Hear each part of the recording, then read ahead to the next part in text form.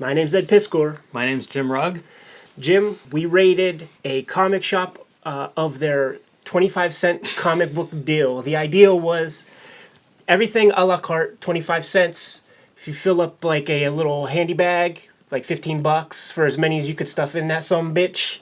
Half box. You got a half box, and we had a pretty great video that went pretty wild for our channel. $40 for that thing. But you get the long box, 60 bones, stuff in there as many as you can. That's what I opted to do. And I actually, after going through 100 boxes or so, I was able to grab everything that I wanted. You know what I mean? Like, I didn't have to, like, pad it out with garbage or anything like that. It's like, okay, this, like, the stars aligned, and the things that I wanted snugly fit, very snugly, fit into the box. Very important. Yeah. When you're buying by a box, it needs to be jam-packed. Yeah. You can't leave with any space. The worst thing that could ever happen is you bring the thing home, you do the math, and you pay 27 cents a copy. Oh. I couldn't even imagine that, right? That's terrible. That's why I didn't buy the Crying Freemans, because you wouldn't get your deal that way. If you got the Crying Freemans that were 70 pages, and you get, like, 30 of those, and if it's a long box, that's not a deal. No, you got to buy those straight up. That's like a $3 purchase or so. Just pay the quarter. Don't think about it too much. I'm excited to go through this. I love quarter boxes. I was there, as you said. Good selection. I'm excited to see like what you brought out of there, because it was a wide offering of comics. 100 long boxes, and it ran the gamut. Marvel's, DC's, Indies, probably 3 or 4 decades of coverage. Some good comments have popped up, guys being like, I didn't know quarter books really exist. So this was a highlight. I come across kind of quarter sales every once in a while. It's not that common. We see lots of dollar boxes, but the quarter boxes, I always have the judgment of like, if I'm thinking about it, it goes home. Yeah. Because for a quarter or 17 cents, you can always pass that one on.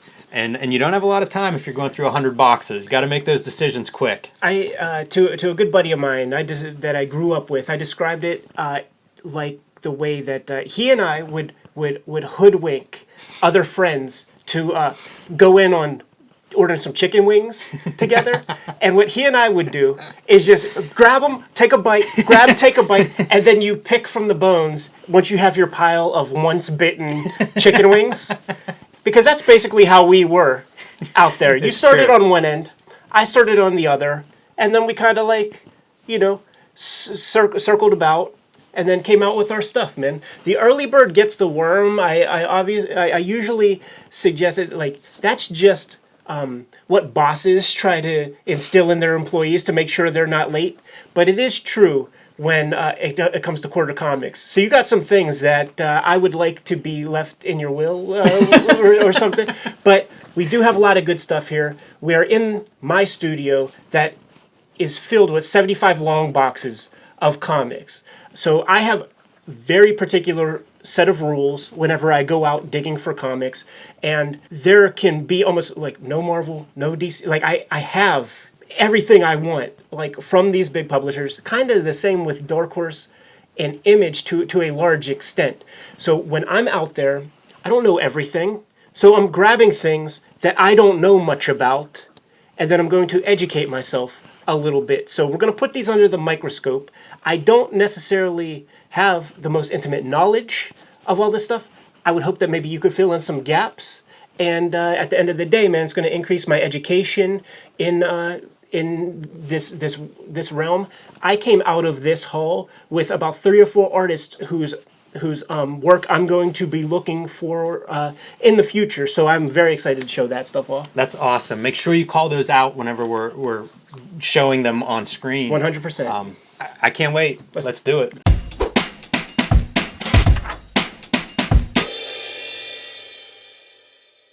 Jim, I had a couple takeaways from our quarter bin diving over the past couple of weeks, man. There's a lot of patterns that develop. In these early 80s, man, there were a lot of people were, 10 years in on their Dungeons and Dragons quest, and you would see those comics. A lot of people kind of like building from their RPG parties and then making comic book versions. Obviously, anthropomorphic animal stuff was a big deal in the 80s, and elves. Yes, A lot fantasy. of elves. That's that other genre besides like the black and white vigilante comics are the fantasy comics. Yeah, and so like whenever I would see a series like kind of all together like this, now this might be the second time I put this series together. If I went through these boxes, there's I'd love surely to work some ninjas into your fantasy series, by the way. absolutely, why the hell not, man? Hey, it's the 80s. But the art is pretty good on these things, man. Adventurers is one of those, when I got interested in black and white 80s comics, Adventurers is one people recommended to me. And for the reason you say, the art is pretty good compared with your average black and white 80s explosion book. It runs a long way. It does. And a lot of these books would also jump ship to different publishers sometimes. Yes. Oh, yeah. These publishers come and go very fast. Nice. You got both of these. Yeah, which one do you have? I have them both. Oh, okay. You showing off? I picked one up, though, and I think I picked up issue 2, and I was so impressed by it, I had to track down issue 1. It might have been an internet purchase to make sure I had the set. Yeah, I was never familiar with this. Is there anything you could tell us? It's not that good. It sounds fun. I love the covers and the name. It's kind of a comedy fantasy series. You don't see a lot of comedic takes on something like Conan, so that would be what I would say about it, but mostly it's a fun title. There's some good books put out by White Wolf. You'll start to see names show up, like Rick McCallum, and I believe is his name. He's a staple of 80s black and white comics. I think you got this one too, man. Adventures of Oat Willie. It's like Jackson and Gilbert Shelton. Texas Underground artists. Yeah, like famous stories about Gilbert Shelton when he was running Rip-Off Press. Kept the offset print machine in his goddamn house, man. Like when he would wake up, those presses would start rolling. Oh, man. Why not? Little proto Brian Michael Bendis comics. I believe he drew this thing too. Yeah, I think I probably bought this possibly from him. At Pittsburgh? Pittsburgh Comic Con, Yeah. He would come through, out famously from Cleveland and would do the local shows, worked real hard. Did a lot of like photo reference to sort of make his art style distinct at the time. A lot of artists followed that. That became almost the norm or something, but he was one of the early guys that I saw working that way. When you come across a comic like this, man, that's a very hopeful cover. Bust the thing out, man. And I'm like, this art is pretty dope. Prelude Graphics is something that I've seen on a few of these black and white comics. That's a company that published more than one book. There are multiple veins of these 80s comics, too, where it's like somebody self-publishing one issue versus little publishers that pop up and try to, be publishers and work with several artists and comic creators.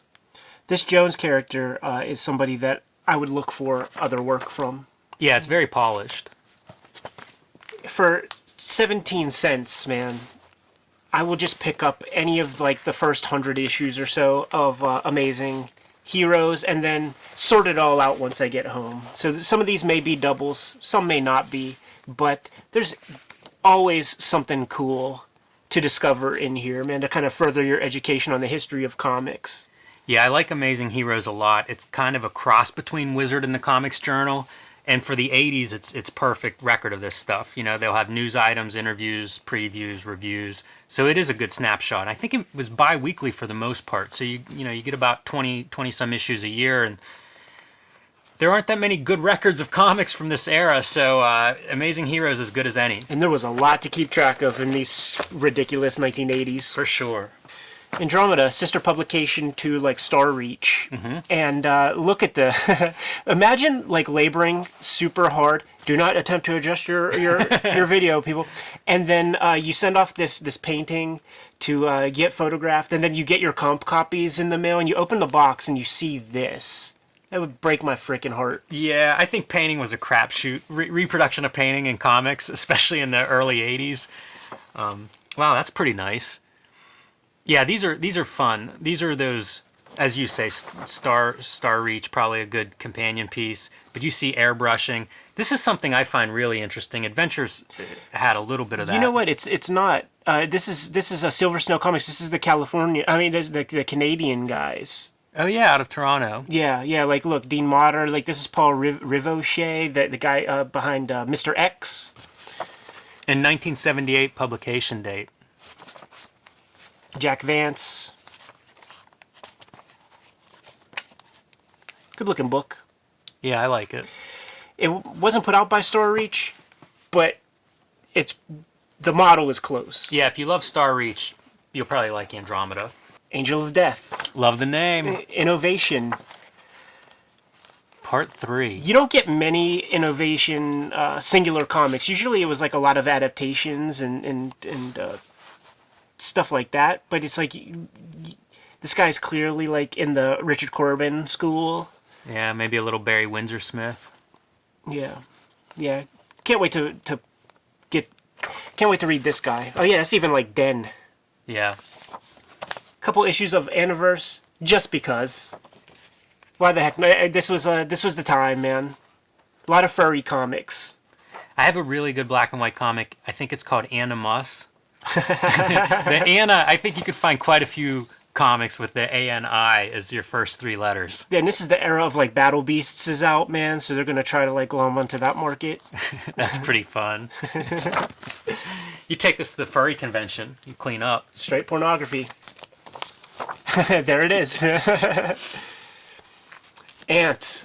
Whoa! I'm a Mario Gully guy, man. Like I don't know if he swore off social media or anything, but he was like a very fun Facebook account to like follow because he was like real. You know what I'm saying, man? He would talk that shit. Now don't confuse Ant with Bug. That's a different Mario Gully comic, and I think Bug might have been black version of this right here.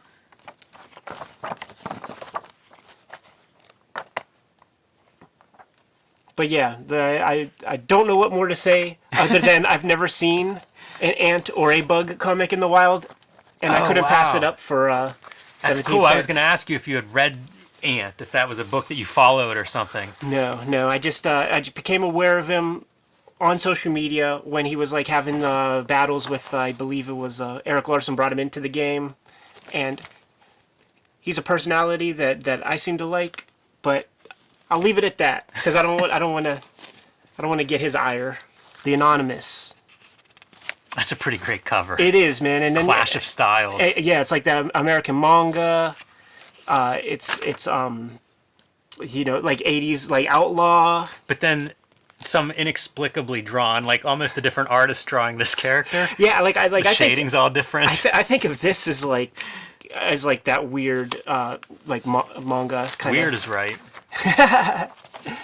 And it is just kind of all over the place, man. But the thing that you get with this kind of thing is there will be these creators will accidentally do something freaking genius that you could take for your own work. That's a pretty good spread. There is a wide range of quality once you get into these black and white self-published books. Pretty interesting. Wichita, Kansas. I always make a big production about where these things come from. Not a lot of comics coming out of Kansas, so that's kind of cool. The quarter bins are a place for me to discover publishers that I've never really like given much time, and Harrier is one that was well represented. I'll save this. Was well represented in the quarter bins that we were digging in, and the only Harrier comic that I have otherwise would have been the Deadface Eddie Campbell comics. Like that's probably, as far as I know, the most noteworthy stuff to come from this publisher. But there will be several other comics in here that are Harrier comics, and they all look reasonably good. Do you know if this is British or? I think it's UK. I was going to ask you the same thing. I'm under the impression that it's a UK publisher. Let's take a look at the indicia. We'll do some indicia work real quick, man. Yep, Middlesex. So, like, you see shit like this, man. It's almost like Landgraf-ish. Very much so. Yeah, it looks good. Again, for this period, and when I say that, I'm saying this is not the person's first comic, probably. It has a lot of traditional comics stylings. Here's the other thing, too, that we are taking for granted. This is far before Google image search, where a big part of the cartoonist job was just acquiring reference material. So, like, these guys have to, like, make up a lot of shit. They just cannot find photos or whatever of certain things, man. This story looks pretty nice. Yeah. Yeah, also you'll notice as you're flipping through, different stories in here, different artists, so that varies, but that's a pretty attractive drawing to me. Yeah. Yeah, I wanted you to flip through this one. Little I've been barbarian. kind of like drooling over this from the corner. You didn't pick these up? I don't have these.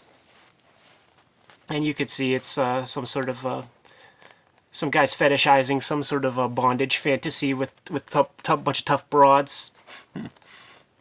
Oh, little S&M-ish. Wow. Hard trade, do they call that?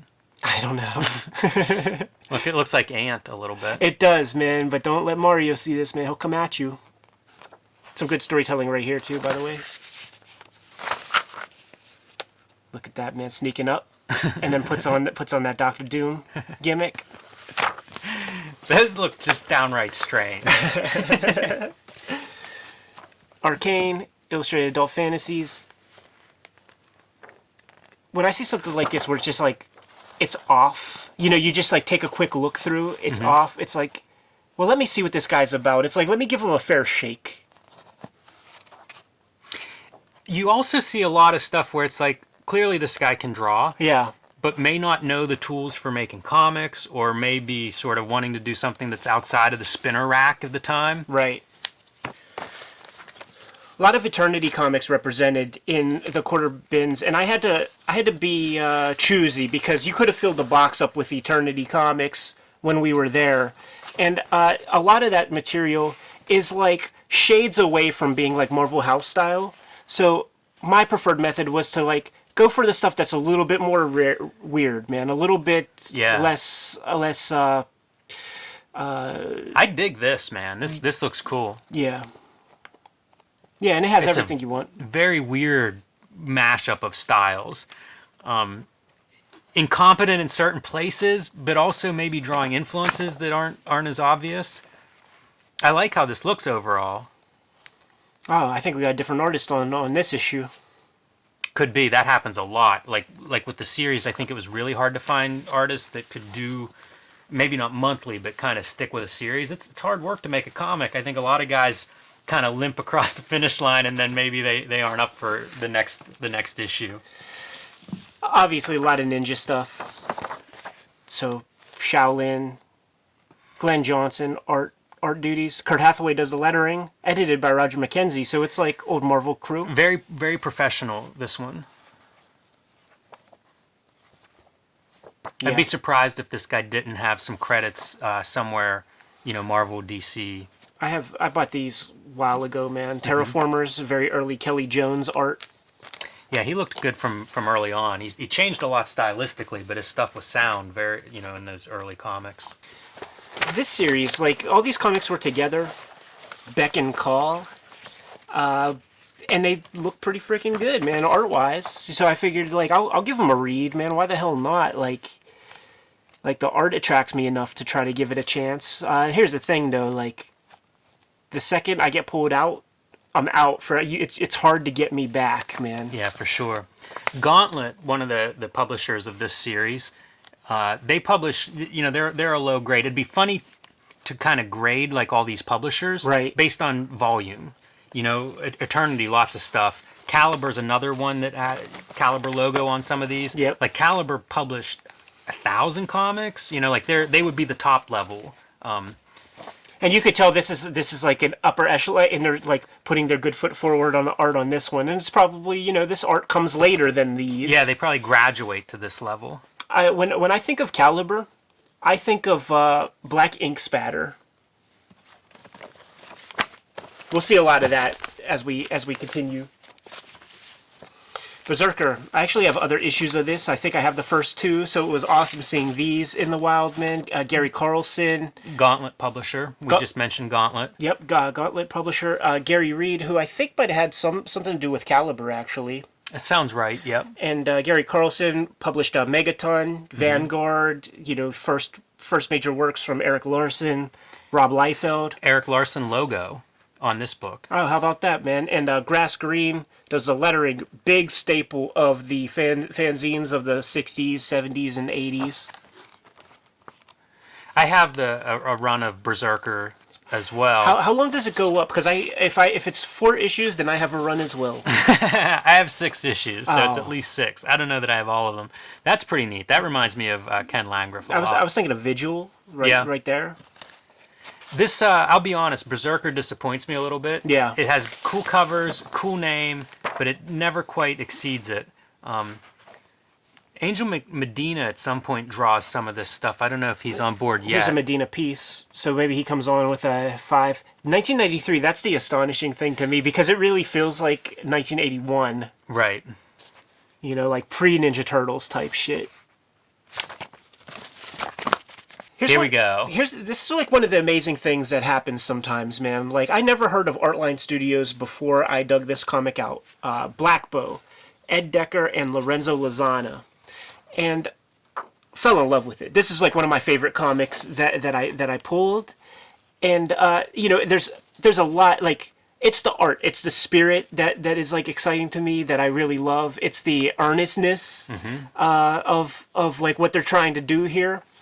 And the very next day, Jim Mahfood posts a bunch of images on his Instagram, a bunch of Artline comics, a bunch of Lorenzo Lozana, and he's just talking about how these guys were in St. Louis, where Jim kind of grew up, and these are the first guys to take Jim under their wing. I never heard of these dudes ever. I fell in love with this comic here, and then the very next day, it's like, I'm reading about like firsthand experiences about these dudes, because I was on I'm now on the hunt. I like Lozana a little bit better than Decker, but it's like almost Jaime, like, you know what I mean? It's like, that's Decker. He's like the clean line guy, but then Lozana is like the image dude. You know, like, let me find a couple examples,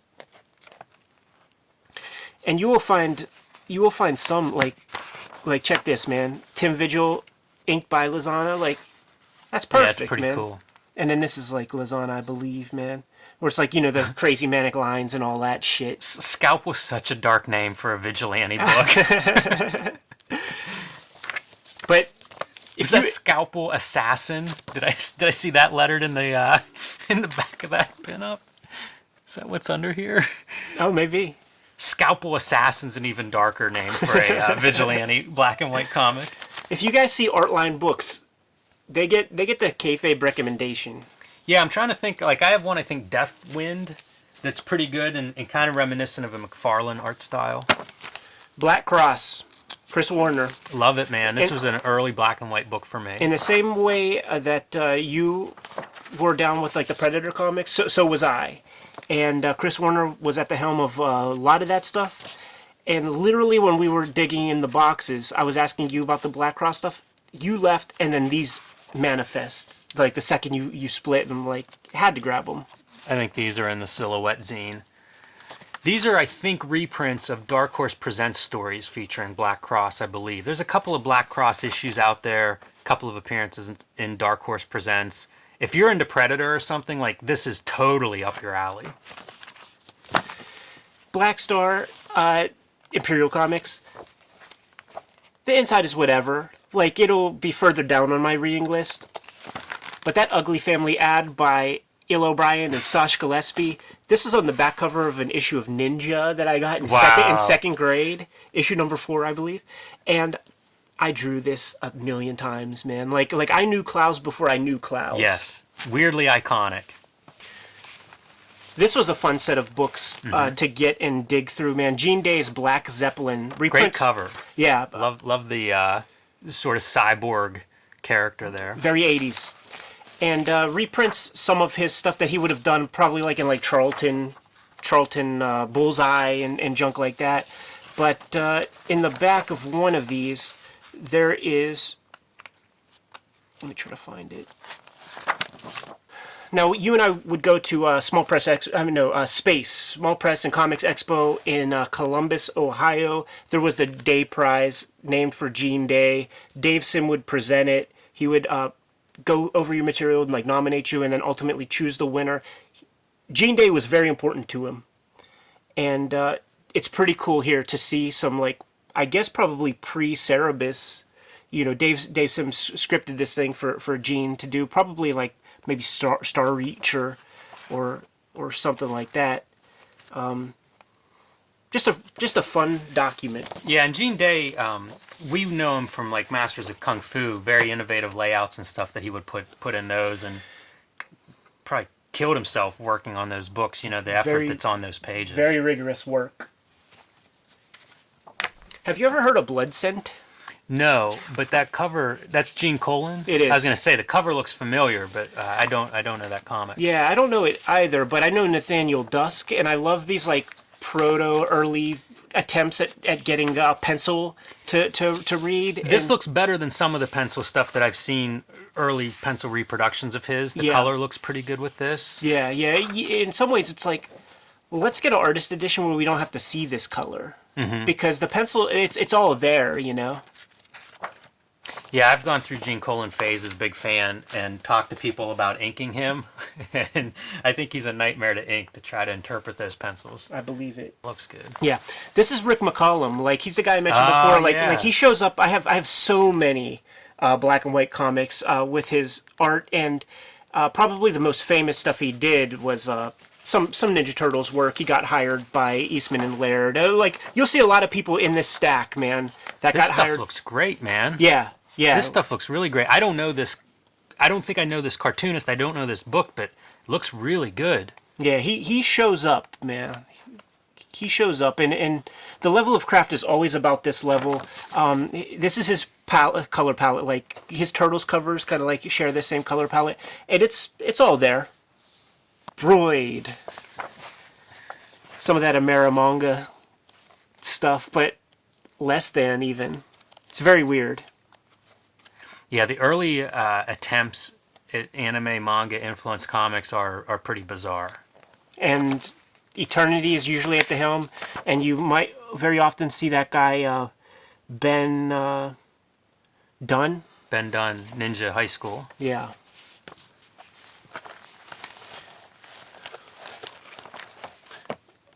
I think I have a near complete run of Caliber Presents that I got from quarter bins over the years, man. And like the issue number 1 was the tough one. Like, that's the expensive issue. That's the first appearance of the Crow. So it's all downhill from there. And it's really like the first 6 or 7, maybe first 10 issues that really matter, man. So you get stories like the Cuda story with Tim Vigil and Tim Tyler, and then you don't know who else is going to just like show up in these things. So this isn't the greatest one, but you'll get issues that have like Ken Landgraf, Guy Davis is in here. Kevin Van Hook is hit or miss, like usually a hit though. Look at that, boy. Yeah, they're clicking there.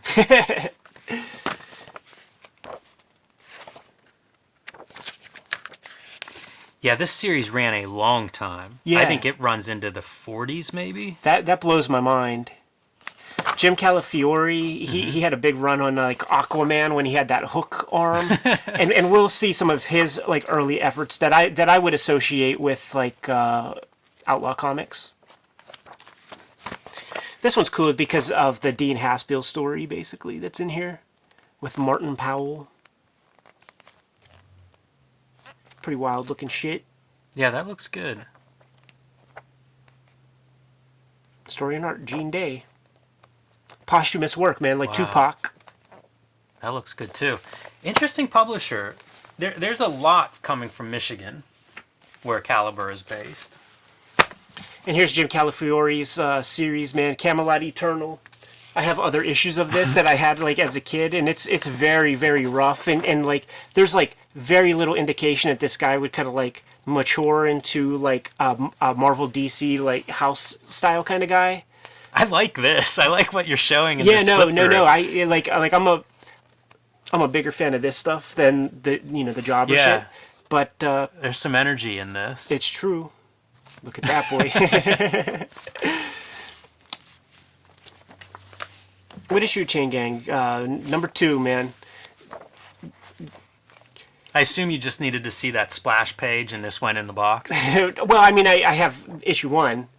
And this Mark Nelson guy, like, this art is nearly unassailable. as far as I'm concerned. Yeah, we've talked about him. Known for the first Alien series at Dark Horse. I had a weird quarter find with him, and then of course Vigil Brothers. Let me say something, Kayfabers. You can like a comic for things other than just like the total comic. So like someone was posting this and they were like, I don't know what I was supposed to expect, and they like tagged us in it, and it's like you can like a comic because the drawings are really fun. It's okay, you know what I'm saying? We're not saying that this is a part of American canon, Right. but it's just a pretty wild comic that you would not see otherwise, man. Different point of view. Chiron, I guess. A lot of sword and sorcery in those 80s, man. And it's like, if this was just a little tighter, I wouldn't be interested. Yeah, there is a level of competency, like an average, that if you hit it, you're Boring. out. Yeah, exactly. Yeah, boring. Boring is right. Exactly. Like, this is just off enough that I want to see what comes next. You pop this one in my box, man. This is great stuff. Classics Illustrated, Kyle Baker, I think doing everything, lettering, coloring, everything himself. Looks good. Kyle Baker, at the top of his game, is a great cartoonist. Yeah, I never knew this existed, man, and I appreciate you hipping me to it. Not keeping it all to yourself. The other one that you'll find in quarter bins, Kyle Baker, are the Dick Tracy movie adaptations. And those are amazing because Yes. he will draw the Warren Beatty, Dick Tracy, but the villains are like the Chester Gould fucking Mumbles. Yeah, I it's think not he Dustin colors Hoffman. those too. They look good. And then this was in there. You can't leave Seth in the quarter bin, man. I like his cartooning. It's fun to look at. Yeah, for sure. Coda. I'm completing my collection of this because I have the other issues. This looks kind of fun. Yeah, this Frank Panucci guy shows up in a lot of places in these 1980s. Look, man, they invented the cable zappy eye. Uh-oh. Wow, it's really zapping. Yeah, it took Art Adams to like slow it down.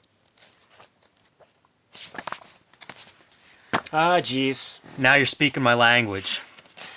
Fucking Rick Buckler, man. He did a lot of this crap that nobody's ever seen, man. And He was must have been art director or something for Solson. And Solson only published for, 86, 87.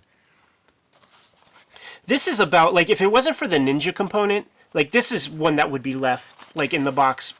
This is one I always look for because I see ads. I have ads for this in wrestling magazines, but as far as I know, it never came out.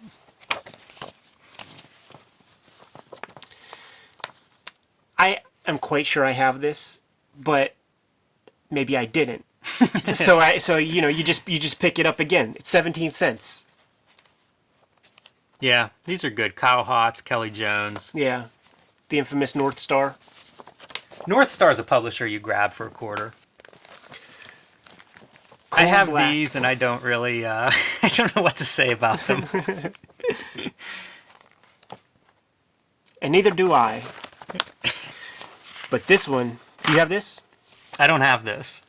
This is a little bit more of like your thing of like, yeah, they kind of could draw, but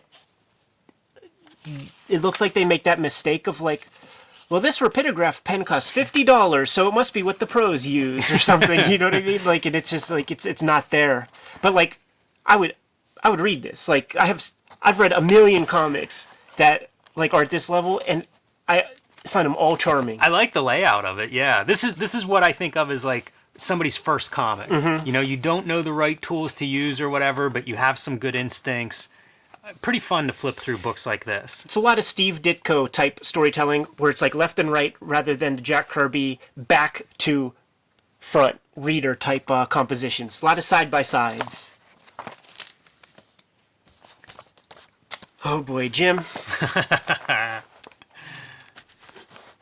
Critters was in my first batch of comics. My first say 75 comics. My dear Uncle Gus brought me some copies of Critters, and one of the stories that was serialized in Critters was this right here, I don't know what the hell it's called. We'll just call it Command Review, but I don't think that's what it was called. Albedo? No, Albedo was an anthology Okay. that is most famous for being like the first appearance of Usagi Yojimbo. Right, yes. Oh, yeah, there's Usagi right there. But in the issues of Critters that I had, I actually really liked this comic. So to see like a collection of all this Cool. stuff. And this is more indicative of like the stuff that would have been in Critters, man. Right. With like this airbrush. So it's like, I'm going to give it a shot. Comrades of War. This is not a Ben Mara comic. Good title. Yeah. Whoa. On some level, you get jealous that these guys had access to more duotone paper than you did. You know what I'm saying?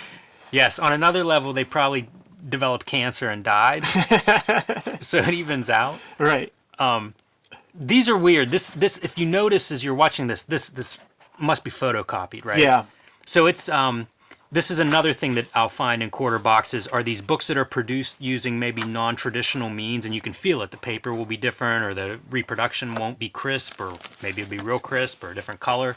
So you see a little bit of that here, where it really gets that outsider feeling. Like these are guys trying to make comics, and nothing's going to stop them from doing that. Yeah, and the big expense when it came to their publishing is they paid for the face trimming whenever they printed these out on like legal size paper, probably folded them, collated them, face trim, and that's 25 cents a cut. That's why the thing cost $2 in an era when things were probably $1. Corbo, Almost Copra. cool cover, some well-referenced backgrounds and stuff. Interesting use of black. It's there's enough here that it looks readable. You know, it looks inviting to a reader enough that I will give it a shot. Is that a ninja I see? I mean, that's like a sort of Pretty unusual to see in one of these books. yeah. And fighting on the docks on the wharf. It's like you could check off the boxes. It's real funny because at times I see like Miami Vice, and then other times it's like a period piece, like from the 30s. That's a good mashup. I like how this looks. I think I might have a couple issues of this. So it lasted more than one issue. Cosmos, man. This is what you're looking for. Absolutely. Good lettering even, like the logo. Yeah, it's like this kind of like lettering was like in vogue where you would put a little dot inside of the O and junk like that. And no matter who you are, anybody could draw space really beautifully. like if you just draw outer space, it's gonna look good. And this guy discovered that. So you get a lot of those money shots. This is one to look for if you're looking for 80s comics, you know, like these kind of weird outsider comics. Cosmos is one to put on your list. Cyborg Gerbils, it's British anthropomorphic comics, man. Everybody's cashing in on the turtles. Dark Adventures, it looks like the Cosmos guy. Great cover. But it's not. I love like the clunky hand, thumb. And tell me this ain't Landgraf-ish. Love it. Right up my alley. I think you have a complete run here. 4 issues? I'm not sure how many there are. I don't think I have 4.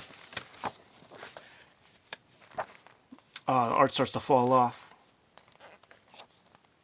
That's disappointing because I really like some of this. Yeah. Here's a Greater Mercury, Dark Assassin. Greater Mercury I've talked about before. Silver Wolf predecessor. Chris Silver, kind of the guy behind all of this stuff. Bizarre comics, man. There is a house style to a Chris Silver comic. Some of that I think's established from like the lettering. You know, it's that early digital lettering, like paste up lettering from a Mac. And there's also the pages are split in half basically. Like there's like a lot of 4 panels like cut off at the middle, which is something you don't see much at all. Yeah, there's a look to these things. This is one of those joints, man. They probably did the cover at the very end because like it's so much better than the interior. This is part of the not the Milestone, but the other. The Anaya? Anaya, yeah. I was looking This for... book may not be, but the publisher of this book is, and at some point one version of this book was part of that. Okay, makes sense, because That's cool. I saw certain things that led me to think that, but I didn't see the words Anaya on this at all. So I imagine that most of the Anaya people, they're already established, but when they set it up, and it's like... Yeah, that's what Let's help happened. each other These were people that were publishing and making comics, and somehow came together. So a lot of the Anaya books exist with and without Anaya. And then here's the reprint of Dark Horse Presents #1 with Black Cross. Concrete, there's too. a concrete story in here. And for 17 cents, I would put together a run of Dark Horse Presents. You see a lot of those in quarter boxes. There are things in here that never got reprinted, and some of it is very, very interesting stuff. Like the whole, up to issue 100, I would say you'll find something cool in these things, man. So to find these earliest issues, I've never seen a single digit issue of Dark Horse Presents, and figure, what the fuck. Dark Star. The word dark is used quite a lot in these things. It's a Rebel Studios joint with it's not David Quinn. It's not Tim Vigil. It's some other thing. And you know what? It looks really good on this glossy paper. It sure does. Very crisp reproduction. That's probably something the guys at Rebel cared about. Like showcasing the art. That looks good. It's like Colleen Duran eyes. It's like Tim Vigil this. Like there's a mashup of a lot of influences in here. There's our guys, man. Dark Wolf. I think you got a zine of this. Yeah. R.A. Jones is a name that shows up a bunch. Butch Burcham, I think, is the artist here, and I think Dark Wolf runs through a few different publishers. Pretty good looking stuff. Yeah. Some Ken Landgraf-y look there. We probably make a mistake ascribing this to Ken Landgraf. I'm sure he's drawing from the same sources. A lot of these 80s books have a certain aesthetic similarity. Yeah, he's just the most fun example. Got this for the sheer weirdness of it. Yep. When we were younger, there was the small press co-op, and you could write to them, and they would send you a gang of stuff that they printed. And this feels like one of those things where it'd be self-cover. Self-cover was always a self-publishing option. It's funny, Image does it now. That was good. If you go back a page, there was a full page of that main character. Pretty fun. Yeah, standing on the horizon line, the same way Mobius would do. Yes. The swoosh sound effect, too. I think every cartoonist at Letters has done the swoosh sound effect. Dead Heat. What I always love about this company is it's called All American Comics, and it's the most Japanese wannabe. This stuff. looks awesome. That feels so 80s Miami Vice until we get inside. Yeah, and Too bad. That cover was sweet. And everything sort of has this Ben Dunn kind of aesthetic. That Ninja High School must have really hit. Like something hit that made these comics a viable subgenre in the 1980s. I think there were a few things, Yeah. Robotech's coming over, and you'd have a little trickling in of anime and probably manga starting at that point. Death Race 2020. Kevin O'Neill. Real bonkers Kevin O'Neill. It's it bridges the gap, man, between... Is that Dave Cooper? I was like, is this Dave Cooper? It is Then I Dave was like, Cooper. is that Pat McKeown? It's Cooper, though. Yeah. You can tell by that lettering. Yeah, this ran several issues, maybe 8 issues. I think Kevin O'Neill only drew the first couple, and then they also did Caged Heat 3000 for a couple of issues.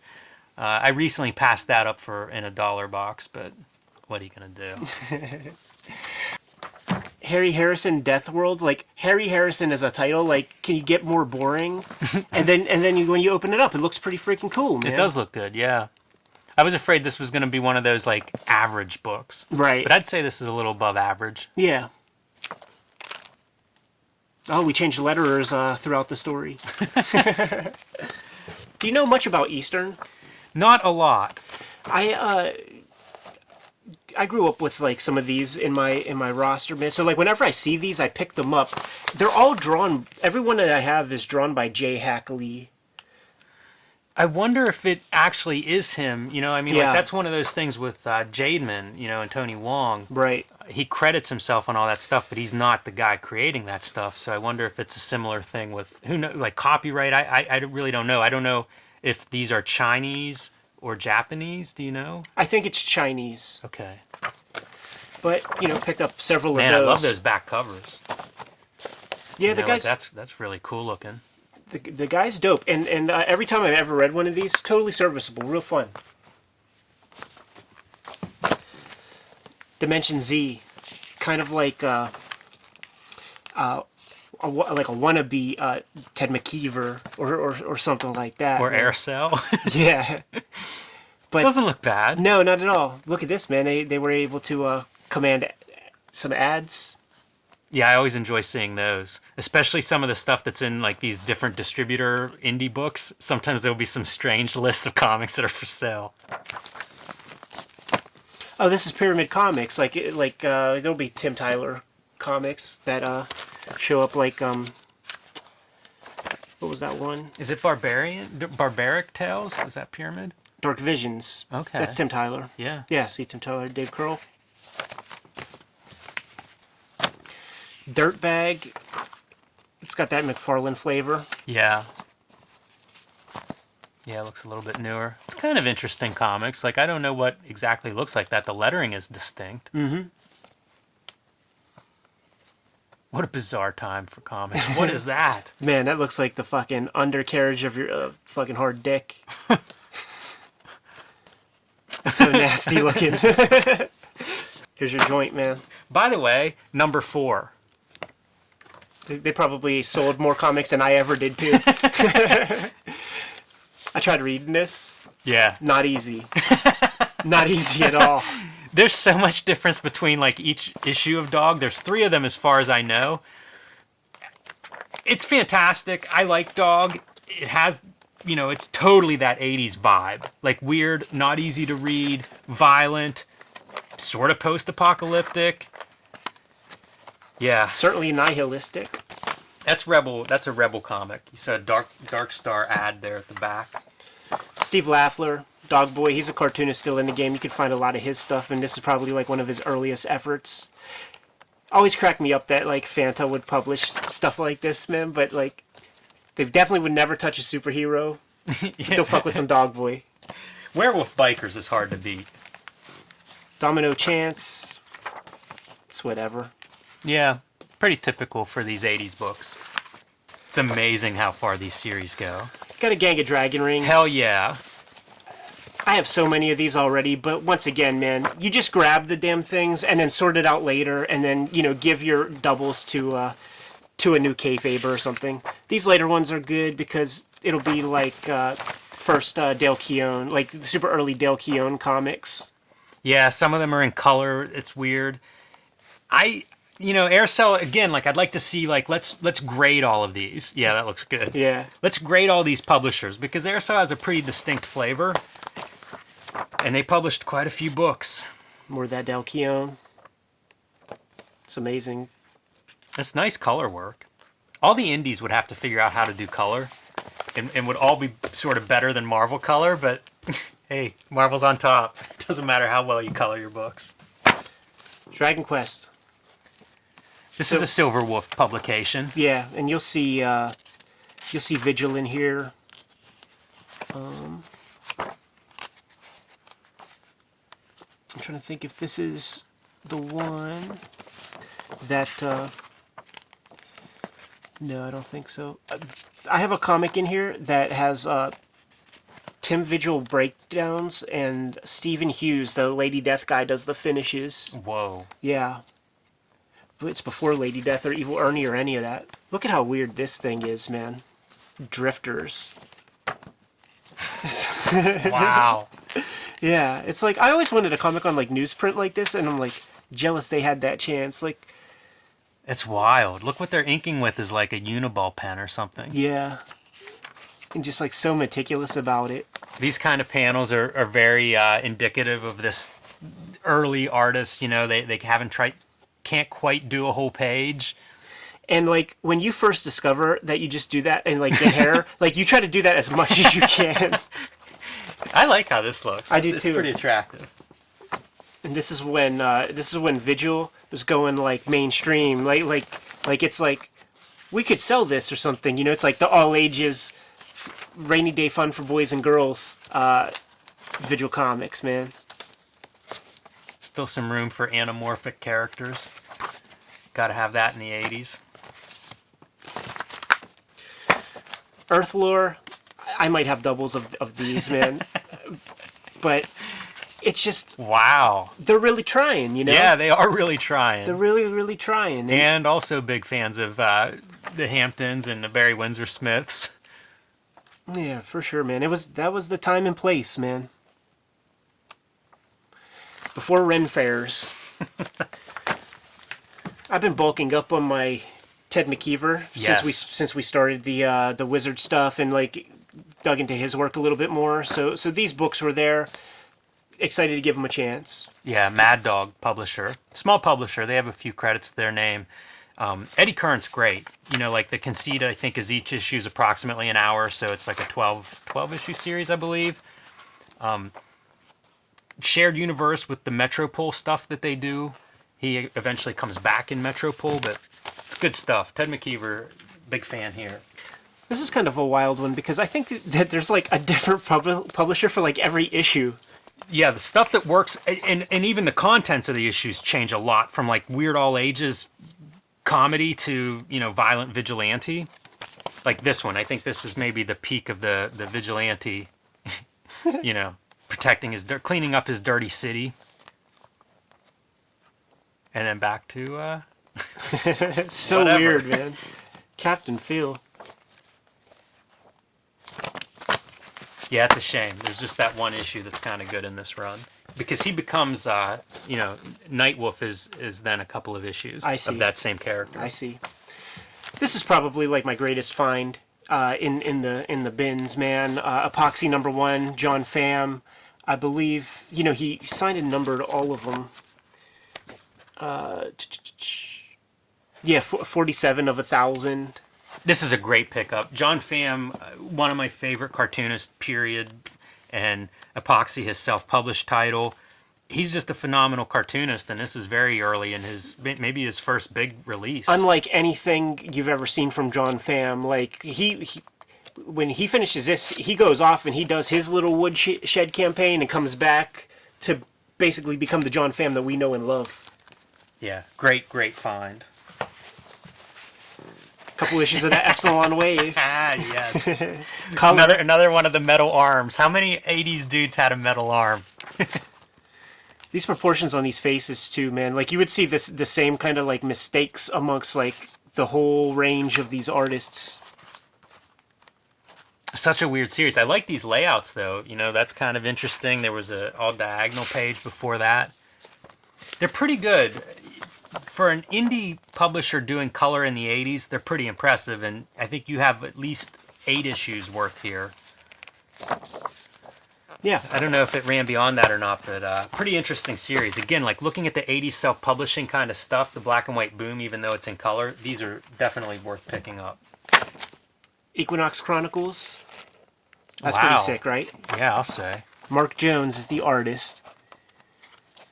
And like I said at the beginning, man, like these are guys that I'll keep these names in the back of my head, like whenever I'm looking through these kind of old comics. And I'll also Google these guys and try to figure out, like, where the heck did they go? Because it's very accomplished stuff. Like, you don't draw this good and then have, like, no kind of career in anything. You might be an animator or something. By the way, Caliber Press, like an imprint of Caliber Press, is the publisher of this. Oh, that's interesting. They published a lot. First Evangeline, Chuck Dixon, and Judith Hunt. Kamiko, probably like one of the early like Kamiko comics that wasn't like Primer or whatever, man. Do you know anything else? Judith Hunt's the artist? Yeah, she's a co-copyright holder of Evangeline. This looks nice. Do you know other stuff she's drawn? No, I think this was like her first thing, and like Wow. her big claim, as far as I know, was Evangeline.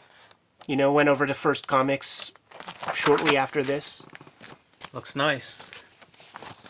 Fantastic Adventures, man. Some like public domain reprints. Joe Kubert, Bob Powell, Wow. and Ross Andrew and Al Jaffe.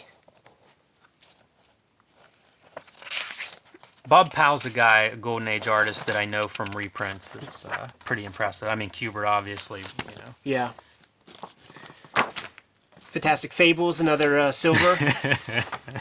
Where does this one stack in your list, man? It's not too high. Fascinating that this stuff exists. That's pretty cool. That is really good. I like that a lot. I think we see this character again in Dog number 2. The spider, not the guy he's biting. Yeah, it's a cross. It moved campaign. up a couple of notches on my list. Tim Tyler, Fiends, Awesome. 1992. Check out that art.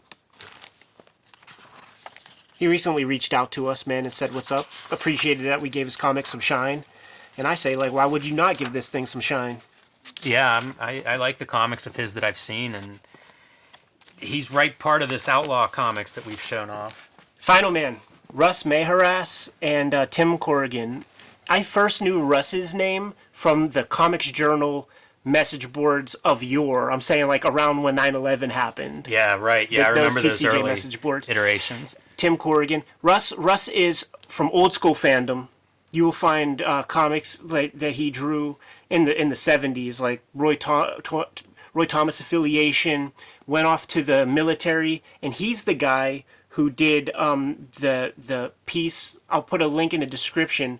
He visited Steve Ditko, drew out the wow, that's schematics him. Yeah. of the apartment interior and described this thing. He's the guy. I like this cover a lot. So Tim Corrigan, the other name on the cover, Yes. I met from Space. Yes. He would do mini comics in small press and did a publication called the Small Press Comics Explosion, Yeah, it's in here.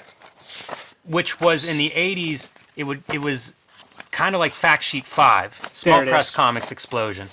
I don't know how many of those he published, probably at least 10. And they just cover all these mini comics and self-published comics. So if you would get this, it would have thousands of comics listed that, people, I guess, would just write and send him, this is what we're doing. 2-point type. Oh, yeah, man. It's typeset with, I guess, a typewriter, and it's tiny, the lettering, because there's so much content in those. Fascinating to read. Very happy to find this thing, and the thing because like you'll find these rare morsels, man. By the way, 2-color cover. It's kind of noteworthy for the 2-color printing. You don't see a lot of that. I discovered the greatest Don Lomax comic in existence, man. Fire Team. It's like I never think of him as like outlaw, but this is like the most outlaw Don Lomax. I usually think of his work as very kind of like constipated and Yeah. like a Rand Holmes, but this is like pretty fucking gnarly, man. Very much so. This looks great. Vietnam Journal would be a comic I would think of with him. With the constipated art in mind. I wonder if that's like whoever's doing these ink washes and the inks, like the finishing's really bringing a lot to this. Yeah, Rose. Oh wow. That sounds like a wife.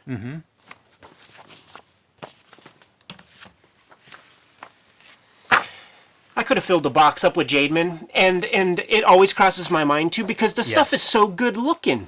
It's amazing. And Whenever 17 cents is the price for these, man. Whenever they would get like, would just like cut and then get to these weird backgrounds, it's like how they do that. And we should say these are coming out of Hong Kong, Yeah, right? manhwa as opposed to manga. And there are a lot of Jademan comics. This is another one of those publishers, probably several hundred Jademan publications out there. Love the Kung Fu battles, too. They're just so animated and so dynamic. Really over the top, kind of like Couching Tiger, Hidden Dragon type stuff too, where there'll be like a piece of string connecting one mountaintop to the other mountaintop, and guys just standing on that string having a battle over a chasm. I love Crazy that shit. colors. Totally.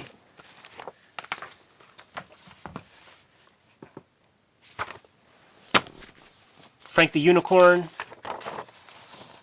Just oddball looking stuff. Phil, yeah. That's a name I've seen, but I don't know why. And the cartooning is familiar to me too, Yeah. but I'm not connecting the dots. Well, I mean, one of the reasons why I grabbed this stuff is because it's like it's time to educate myself. Like, am I going to look at Punisher war journals all day, or am I going to like dig into some old shit? Before we got the Jay McQuarn's box to kind of unpack. I never saw CPM manga, I don't think, man. And the stuff that he sent us, I read and I dug.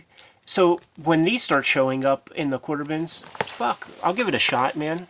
Yeah, this looks good. Yeah. Man, I like that interior a lot. Yeah, it's all there, you know? It's all there. It's not a title I'm familiar with.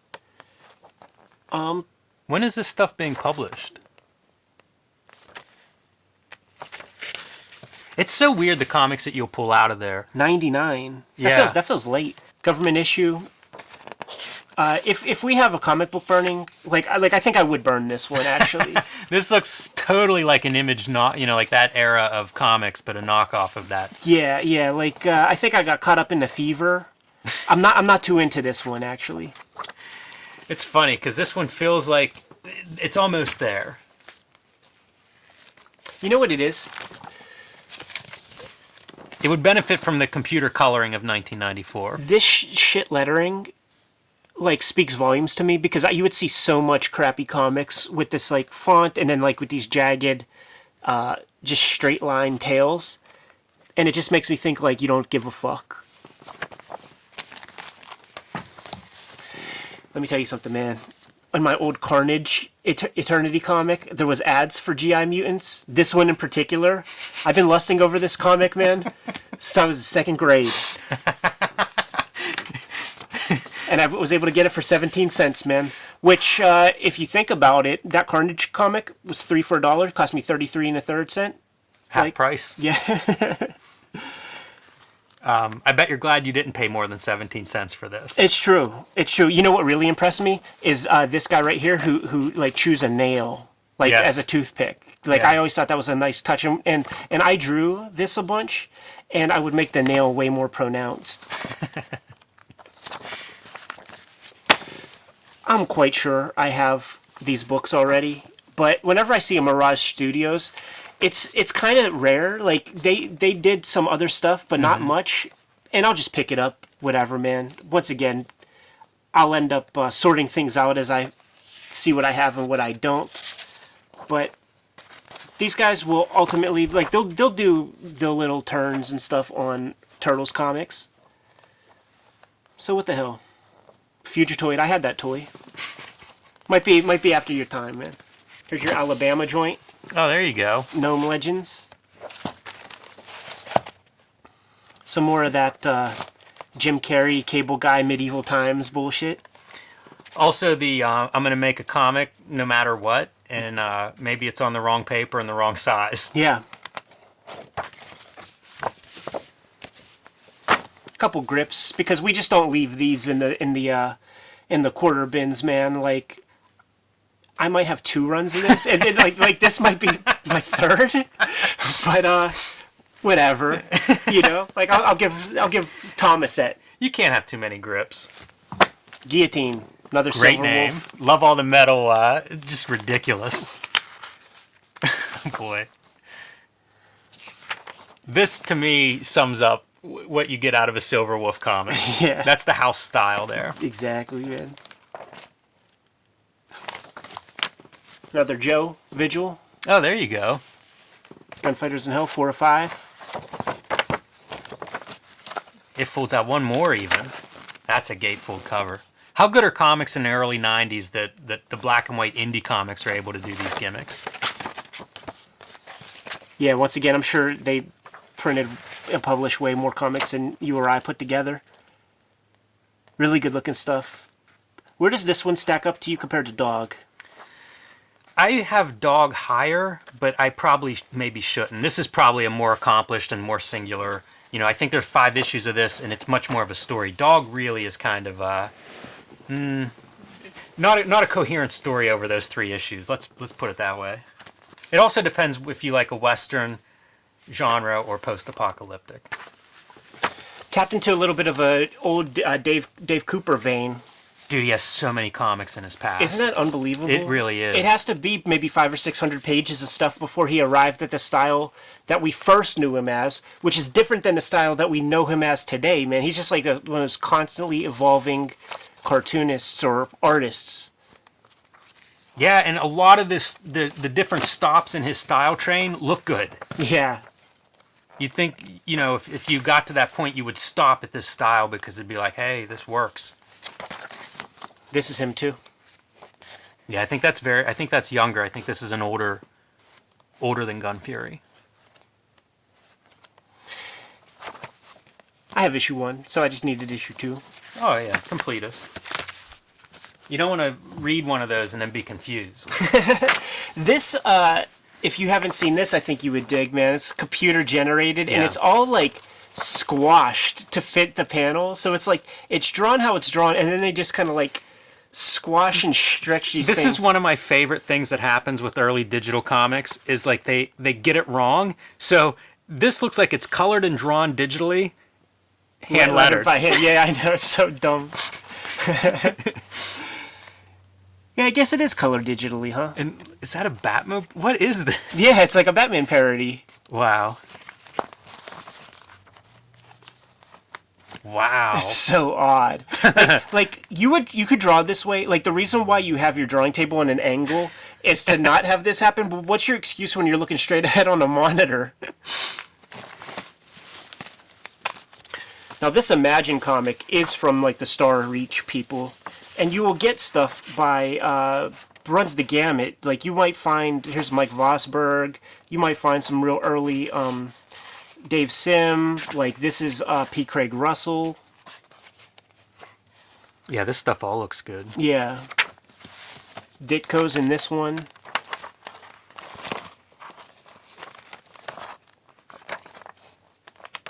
It's on a different paper stock, too. Color Ditko.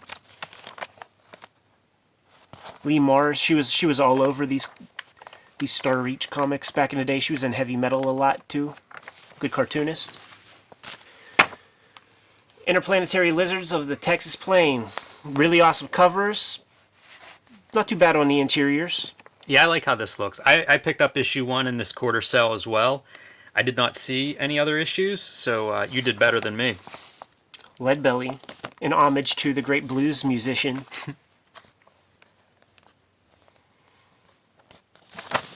Good, awesome Turtle covers. ripoff, right? Yeah, but more accomplished. Like a lot of these things suck really bad, but James O'Barr, a little anthology of a bunch of his stuff from like what was Slash. I am quite sure I have this too, but you just can't leave this stuff in the damn quarter bin, man. Yeah, it's so weird that books like that are in a quarter bin. I assume there's some market for James O'Barr, but I don't know. I don't know what people want, Ed. Jax and the Hellhound. It's a Blackthorn, but it's a Blackthorn unlike any I've seen. Like it's kind of more interesting looking than a lot of that junk that you see out there with the Blackthorn logo. Blackthorn is so bad for the most part. Yeah. Like when in doubt, I just assume forget Blackthorn. Right. But yeah, this stuff doesn't look bad. And of course, like the outlier to me is Roach Mill, and you know we'll get to Roach Mill in part 2. Cartoonist named Herman, contemporary of Mobius, This stuff looks really good. and obviously you see these big gutters at the top and bottom, these big margins, because this would have been like a bond desiné, it's kind of square format, and this is the best they could do, man. It doesn't do the work much service, seeing it shrunk down so much, but you do what you can. Like, you know, you get what you can from this guy.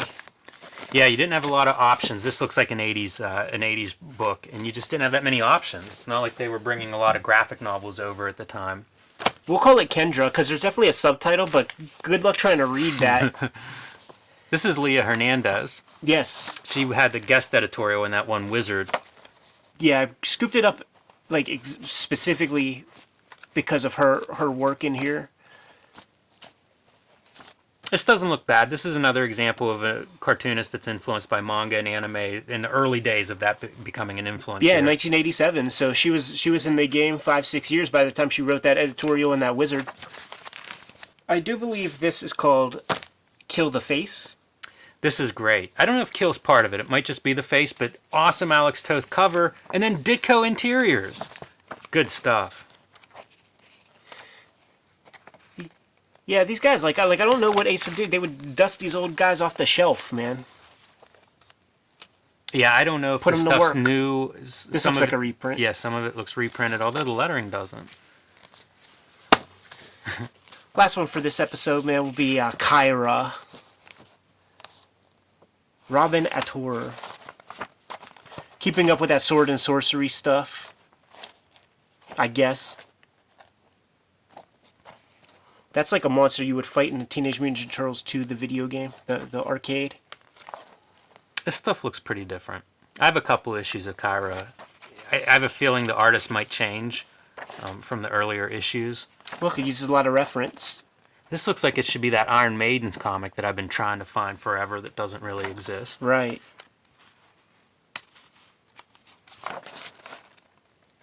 Yeah, sure. Why What not? is this? Is this a preview of something? Yeah, I it's think page so. 4, so it's a short story or something. I don't want to lick my fingers. Yeah, you definitely don't want to do that. Sam Clench. Made a muscle. Wow. So there's multiple women bodybuilding comics in the works around this time. Glow was around. I guess we could imagine that. Makes sense.